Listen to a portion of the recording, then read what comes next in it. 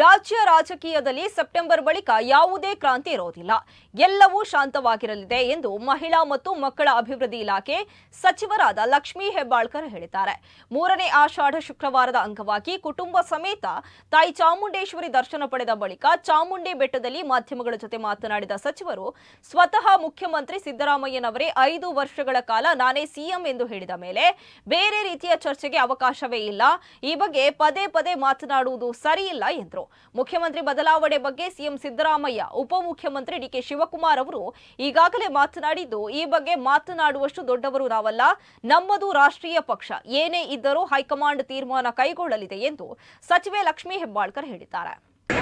CM ಸಾಹೇಬರು ಹೇಳಿದ ಮೇಲೆ ನಾವು ಮಾತಾಡೋದು. ಸಿಎಂ ಸಾಹೇಬರು ಎಲ್ಲರೂ ಉತ್ತರವನ್ನು ಕೊಡ್ತಾರೆ. ಅಲ್ಲಿಗೆ ಅವರೇ 5 ವರ್ಷ ಮುಖ್ಯಮಂತ್ರಿಗಳನ್ನು. ಈಗ ಸಿಎಂ ಸಾಹೇಬರು ಸಂದರ್ಶನವನ್ನು ನಾನು ಕೂಡ ತಮ್ಮ ಮಾಧ್ಯಮದಲ್ಲೇ ನೋಡಿದ್ದೆ. ಅವರು ಹೇಳಿದ ಮೇಲೆ ಕಥೆ ಅಲ್ಲಿಗೆ DCM ಹೋಗಿ ಸಿಎಂ ಆಗುವ ಅವಕಾಶಗಳಿಲ್ಲ. ದೊಡ್ಡವರು ಈಗಾಗಲೇ ರಿಯಾಕ್ಟ್ ಮಾಡಿದ್ದಾರೆ.